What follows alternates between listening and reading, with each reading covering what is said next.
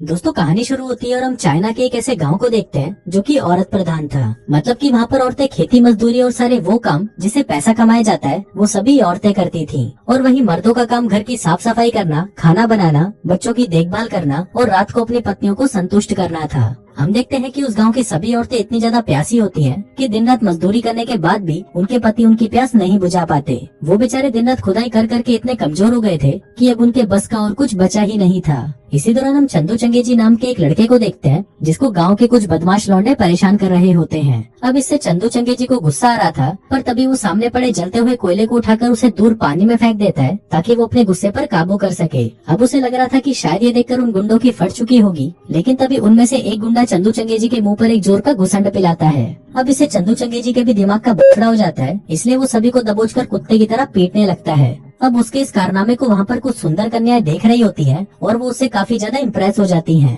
वो सोचती हैं कि अगर ये यहाँ पर इतना तगड़ा है तो बिस्तर पर तो ये हमारी चीखें ही निकाल देगा। पर तभी वहाँ पर एक बुढ़िया आती है और उन लड़कियों से कहती है कि जो तुम सोच रही हो असलियत में सब कुछ उसका उल्टा है। वो लड़कियां कहती है कि तुम बोल क्या रही हो, हमें कुछ समझ नहीं आ रहा। तभी वो बुढ़िया उन्हें एक कहानी सुनाने लगती है और यहाँ से सीन कुछ साल पीछे शिफ्ट होता है। यहाँ पर हम चंदू चंगेजी को देखते हैं जो कि अपने काम से वापस घर लौट रहा था। इसी दौरान उसकी नजर एक घर पर पड़ती है जहाँ पर एक खूबसूरत सी लड़की नहा रही थी। अब चंदू चंगेजी इतना अच्छा मौका अपने हाथ से भला कैसे जाने देता, इसलिए वो उसके घर के पास जाता है और उसे छुप छुप कर देखने लगता है। लेकिन तभी उस लड़की की नजर भी उस पर पड़ जाती है। अब हमको लगता है कि शायद वो लड़की उसे गालियां देकर वहाँ से भगा देगी, लेकिन वो लड़की उसे दबोचकर अंदर ले जाती है और उसके साथ बाथरूम में ही मजदूरी करना शुरू कर देती है। लेकिन काम खत्म होने के बाद जब चंदू चंगेजी उसका मुंह देखता है तो उसकी फटकर 464 हो जाती है, क्योंकि जिसको वो एक लड़की समझ रहा था वो एक खुसट सी बुढ़िया होती है। तभी वो बूढ़ी औरत कहती है कि तेरी लुल्ली तो मेरी छोटी वाली उंगली से भी छोटी है। बहन, मुझे तो विश्वास ही नहीं होता कि इतना छोटा भी किसी का हो सकता है क्या। तभी सीन वापस प्रेजेंट में आता है और बुढ़िया की इस कहानी को सुनकर जो लड़कियां पहले उससे अपनी पिंकी पिटवाना चाहती थी वो सभी लड़कियां उस पर हंसने लगती हैं और उसका मजाक उड़ाती हैं। कहती हैं कि हमें तो लगा था कि इसके पास बाहुबली है, पर अब पता चला कि इसके पास तो सिर्फ मूंगफली है। तभी एक लड़की कहती है कि अगर इसका नुन्नू इसके हाथ जितना बड़ा होता तो मैं अपने पति को डिवोर्स देकर इससे शादी कर लेती। इसी दौरान हम चंदू चंगेजी के बड़े भाई हाका नूडल्स को देखते हैं जिसकी गांव की लड़कियों के बीच में काफी अच्छी खासी पॉपुलैरिटी थी, क्योंकि उसका पप्पू उसके भाई से बहुत बड़ा था और उसमें इतना दम था कि वो एक साथ 4-5 लड़कियों को तो आसानी से ठंडा कर देता था। इसलिए गांव की हर एक औरत उसके पीछे बावली हो चुकी थी और उसे छुप छुप कर नहाते हुए देखने आती थी। अब अपने भाई की इतनी तरक्की को देखकर चंदू चंगेजी गुस्सा हो जाता है और एक ठेके पर जाकर वहाँ पर तोड़फोड़ करने लगता है। लेकिन तभी वहाँ पर उसका बड़ा भाई हाका नूडल्स आ जाता है और उसे उठाकर वापस घर ले जाता है। तभी रास्ते में उनकी मुलाकात किम नाम की एक लड़की से होती है जिसके पिछवाड़े में पता नहीं क्या चुल मची थी कि आधी रात को वो सड़क पर डांस कर रही थी। अब उसका कटीला बदन और मोटी चूचिया देखकर हाका नूडल्स का बैलेंस बिगड़ जाता है और वो चंदू चंगेजी को लेकर सीधा पानी में गिर जाता है। लेकिन तभी ये देखकर वो लड़की भी वहाँ से भाग जाती है। फिर वो दोनों भाई पानी से बाहर आते हैं और एक दूसरे को गालियाँ देने लगते हैं। हाका नूडल्स कहता है कि बक्सड़ी के तू एक नंबर का चूतिया आदमी है। अब यहाँ पर इन दोनों भाई की बातों से पता चलता है कि सगे होने के बाद भी इन दोनों की आपस में बिल्कुल भी नहीं बनती थी। अब इसके पीछे का क्या कारण था ये जानने के लिए हमें फिर से कहानी में पीछे जाना होगा। हम देखते हैं कि जब ये दोनों मेले में जाकर सामान बेचा करते थे तब एक दिन हाका नूडल्स गलती से चंदू चंगेजी की पैंट पर आग लगा देता है। लेकिन फिर वो उस आग को बुझाने के लिए पानी की जगह उस पर लाते मारने लगता है, जिससे चंदू चंगेजी की लुल्ली छोटी हो जाती है और उसके दोनों अंडे भी फूट जाते हैं। और इसी दिन के बाद से चंदू चंगेजी हाका नूडल से बहुत नफरत करता था। इसके बाद हम कुछ लौंडों को देखते हैं जो कि सब्जियां धोते धोते किम के बारे में बातें कर रहे होते हैं। तभी एक आदमी कहता है कि हर रात को किम यहाँ पर नहाने आती है और उसकी चूचियां इतनी बड़ी बड़ी है कि मुझे उन्हें दबाने का मन कर रहा है। अभी सुनकर उसका दोस्त उसे कहता है कि फिर तो भाई मुझे भी अपने साथ ले जाना, मुझे भी बड़े बड़े खड़े खड़े देखने हैं। इसी दौरान हम वहाँ पर चंदू चंगेजी को देखते हैं जो कि छुपकर उनकी बातें सुन रहा था। फिर रात होते ही वो सभी लौंडे नंगे होकर तालाब में किम के आने का वेट कर रहे होते हैं, जिस दौरान वो लोग वहाँ पर चंदू चंगेजी को भी देख लेते हैं जो कि उन्हीं की तरह किम को नहाते हुए देखने आया था।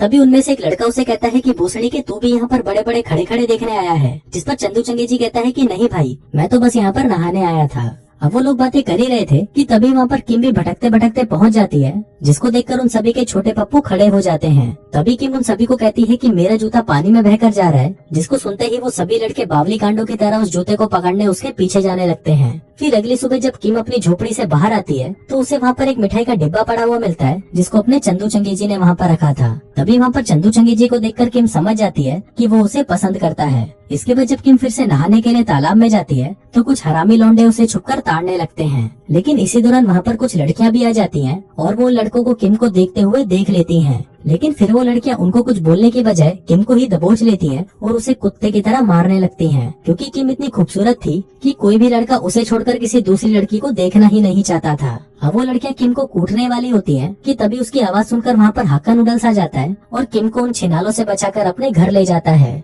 फिर रात को जब चंदू चंगेजी वापस घर लौटता है तो हाक्का नूडल्स उसे खुशखबरी देते हुए कहता है कि भाई मैं तेरे लिए भाभी ले आया, और ये कहकर वो किम को बाहर आने को कहता है। इसके बाद जब किम बाहर आती है तो उसे हाक्का नूडल्स के साथ देखकर चंदू चंगेजी के दिल के टुकड़े टुकड़े हो जाते हैं, क्योंकि अब उसकी जगह उसका भाई किम की लेने वाला था। जिससे निराश होकर वो वहाँ से बाहर आ जाता है और एक जंगल में जाकर बैठ जाता है। इसी दौरान उसे वहाँ पर एक पाखंडी आसाराम बापू दिखता है जो कि जानवरों को पकड़ने वाले फंदे में फंसा हुआ था। अब ये देखकर चंदू चंगेजी उसे वहाँ से बाहर निकालता है, जिससे खुश होकर आसाराम उसे कहता है कि बताओ बेटा मैं तुम्हारे लिए क्या कर सकता हूँ, तुम बोलो तो मैं तुम्हारी गांड मार लूँ। लेकिन तभी चंदू चंगेजी कहता है कि नहीं नहीं बाबा, इतनी भी कृपा मत करो, बस अब ये कर दो कि जो मेरा छोटा सा पप्पू है उसे कैसे भी करके बड़ा बना दो।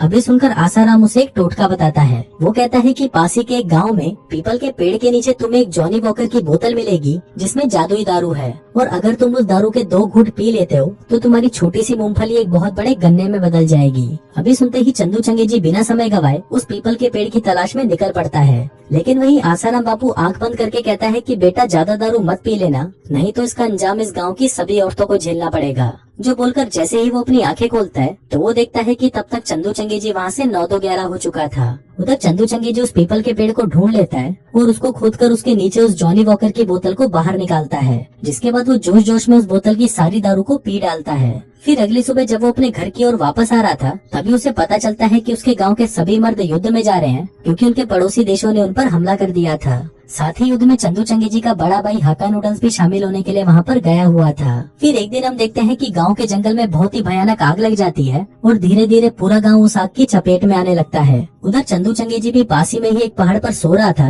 पर तभी उसे जोर का मूत लग जाता है और वो वहाँ पर खड़ा होकर मूतने लगता है। लेकिन तभी हम देखते हैं कि उसकी मूत की धार इतनी तेज होती है कि वो जंगल में लगी सारी आग को बुझा देती है। लेकिन इसके बाद भी उसकी धार नहीं रुकती और वो पृथ्वी से निकलकर सूरज तक पहुँच जाती है और सूरज को भी थोड़ी देर के लिए ठंडा कर देती है। अब उसकी इतनी पावरफुल मूत की धार की कहानी धीरे धीरे पूरे गांव में फैल जाती है और अब जो लड़कियां पहले उस पर हंस रही थी वो सभी लड़कियां उसके साथ मजदूरी करने के लिए उसके पीछे पागल हो जाती हैं, क्योंकि उन सभी औरतों के पति तो युद्ध में गए हुए थे और उन्हें अपनी प्यास बुझाने के लिए अब किसी भी मर्द की जरूरत थी। उधर चंदू चंगेजी भी समझ गया था कि अब उसके पप्पू को दिन रात काम पर लगना होगा, क्योंकि औरतों की लाइन बहुत लंबी होती जा रही थी। लेकिन फिर जैसे तैसे करके वो अपने आप को काबू करता है। इसी पीछे एक औरत चंदू चंगेजी के लिए मटका भरकर दारू लेकर आती है और इसके बदले वो उसे अपने खेत में मजदूरी करने को कहती है। लेकिन तभी चंदू चंगेजी उसे मना कर देता है और कहता है कि तुम मेरे हथियार को नहीं झेल पाओगी। लेकिन तभी वो औरत उसका मजाक उड़ाने लगती है, जिससे गुस्सा होकर चंदू चंगेजी उसे वहीं पटक देता है और दबा दबा कर उसकी लेने लगता है। अब वो उसकी इतनी बजाता है कि उसके शरीर के हर छेद से खून निकलने लगता है। फिर जब ये बात गांव की बाकी औरतों को पता चलती है तो गांव की छोटी से लेकर बूढ़ी औरत तक लाइन लगाकर चंदू चंगेजी से बजवाने उसके पास पहुंच जाती हैं। दरअसल उस लड़की ने उन्हें ये बताया था कि चंदू चंगेजी ने जिस तरह उसकी ली है उसको ठीक होने के लिए कम से कम उसे 2 हफ्ते लग जाएंगे। अब ये सुनकर वो सभी औरतें एक्साइटेड हो जाती हैं, जिसके बाद चंदू चंगेजी भी बारी बारी से उनकी दबा कर लेता है और उनका ये कार्यक्रम सुबह तक चलता है। अब चंदू चंगेजी ने एक साथ इतनी औरतों की लेने का एक नया वर्ल्ड रिकॉर्ड बना दिया था, जिसको उसके अलावा और कोई नहीं तोड़ सकता था। लेकिन फिर भी वो उदास था, क्योंकि वो जिससे प्यार करता था उसे तो उसका बड़ा भाई बजा रहा था। वहीं दूसरी तरफ गांव की राजकुमारी को भी चंदू चंगेजी के इस कारनामे के बारे में पता चल गया था, इसलिए वो उसे अपनी पिंकी पिटवाने के लिए पागल हुई जा रही थी। फिर एक दिन चंदू चंगेजी को राजा के सैनिक पकड़कर उसे महल में लेकर आते हैं। वहीं महाराज उसे कहते हैं कि तुम्हें अंग्रेजों के साथ एक कंपटीशन में पार्टिसिपेट करना है और ये गेम कुछ इस तरह है। इसमें दोनों अपोनेंट्स के हथियारों पर 100-100 किलो का वजन रखा जाएगा और जो भी अपने हथियार पर ज्यादा से ज्यादा वजन उठा पाएगा वो ये कंपटीशन जीत जाएगा। अब कंपटीशन स्टार्ट होता है और चंदू चंगेजी के सामने एक बहुत ही काला आदमी होता है जो अपने हथियार पर 500 किलो का वजन लटका लेता है। लेकिन वहीं चंदू चंगेजी का हथियार तो खड़ा ही नहीं हो पा रहा था, जिसको देखकर राजकुमारी को एक आइडिया आता है और वो एक केले को लेकर उसे हथियार की तरह मुंह में डालकर चूसने लगती है। अब इसको देखते ही चंदू चंगेजी का हथियार एकदम से तन जाता है और वो 300 की जगह 1000 किलो का वजन अपने हथियार पर लटका लेता है। अब चंदू चंगेजी के इस कारनामे को देखकर सभी लोग पूरी तरह पागल हो जाते हैं, जिसकी खुशी में शाम को महाराज चंदू को अपने घर पर दावत पर बुलाते हैं। अब सभी मिलकर एंजॉय कर रहे थे कि तभी वहाँ पर महाराज का सेनापति आकर उन्हें बताने लगता है कि चंदू का भाई हाका नूडल्स जंग में शहीद हो गया है, लेकिन अभी तक हमको उसकी बॉडी नहीं मिली है। अब जब ये बात चंदू चंगेजी को पता चलती है तो वो बहुत ज्यादा दुखी होता है, क्योंकि हाका नूडल्स के सिवा उसका इस दुनिया में और कोई नहीं था। उधर दूसरी तरफ हम किम को देखते हैं, जिसकी दिन ब दिन तबीयत और भी ज्यादा खराब होती जा रही थी और कोई भी डॉक्टर उसकी बीमारी को ठीक नहीं कर पा रहा था। इसी बीच एक डॉक्टर चंदू चंगेजी से कहता है कि तुम्हें किम के साथ मजदूरी करनी होगी, तभी ही जाकर वो पहले की जैसे नॉर्मल हो पाएगी। अब चंदू चंगेजी ऐसा करना तो नहीं चाहता था,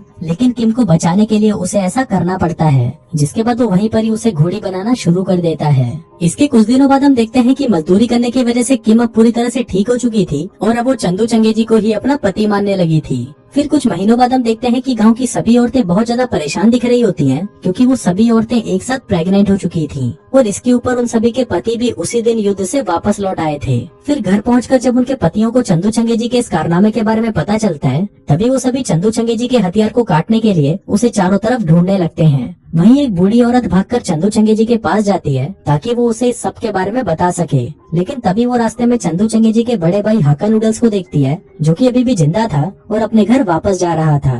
तभी वो औरत जल्दी से चंदू चंगेजी के पास जाकर उसे सारी बातें बता देती है, लेकिन तभी वहाँ पर लंगड़ाता हुआ हाका नूडल्स भी पहुँच जाता है, जिसको देखकर चंदू चंगेजी किम को लेकर एक कोने में जाकर छुप जाता है। इसी दौरान किम की हालत फिर से खराब होने लगी थी और उसे फिर से उन झटकों की जरूरत थी, लेकिन चंदू चंगेजी अब वहाँ पर तो उसके साथ मजदूरी नहीं कर सकता था, इसलिए वो उसे बचाने के लिए खुद को गांव वालों के हवाले कर देता है। जिसके बाद गांव वाले सजा के तौर पर उसे एक अंधेरी गुफा में बंद कर देते हैं, जहाँ पर एक भालू आकर चंदू चंगेजी को मार डालता है। इसके बाद जब महारानी अपनी दासियों के साथ कहीं जा रही होती है, तभी वहाँ पर हम चंदू चंगेजी को देखते हैं, जो कि अभी तक मरा नहीं था, जिसका मतलब था कि उस दिन गुफा में उसने उस भालू को भी बजा डाला था। और इसी के साथ ही ये कहानी यहीं खत्म हो जाती है।